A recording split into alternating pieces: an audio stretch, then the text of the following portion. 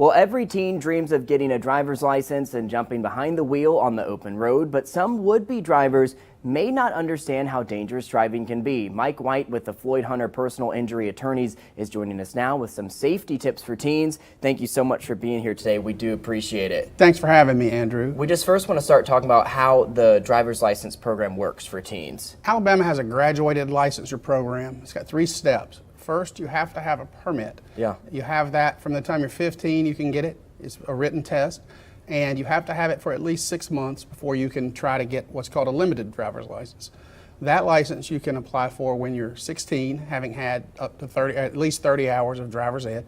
And then once you obtain that with a driving test, like I did and probably you did when you're a kid, you have for 6 months you can only have one passenger that's not a family member, and you have to have someone 21 years old or older with you. So we know that this graduated program is kind of like putting the training wheels, keeping them on for a little bit until the driver gets more experience, which is the main concern that we see with teen drivers. Absolutely. The problem with teen drivers is, and really it's just any inexperienced drivers, the first 6 months to a year, you're more likely by about 2 times as much to just have an accident, just by nature of experience. Yeah.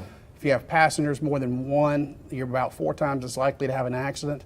If you have more than 2, you're about 6 or 8 times, between 6 and 8 times as likely to have a serious accident.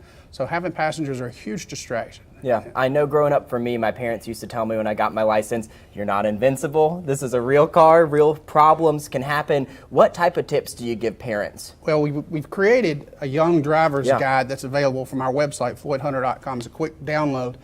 And a lot of things. One, follow the law. Only allow your child to have 1 passenger in the car.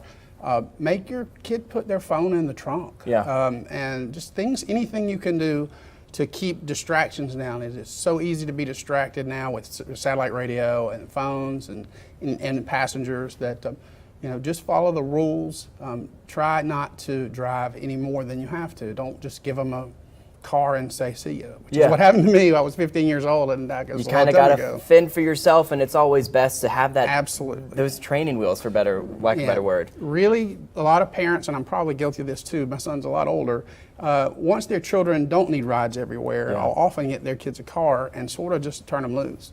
Really pay attention to where your kids are going, what they're doing, so that they know somebody is in charge. And because you not only do you want to limit how much they drive if you can, but who all they're taking and what they're doing. Give us the website if people want the driver's guide that y'all have. It's www.floyd.hunter.com, and it's on the first page. Is a quick PDF download you can print or just email to your child.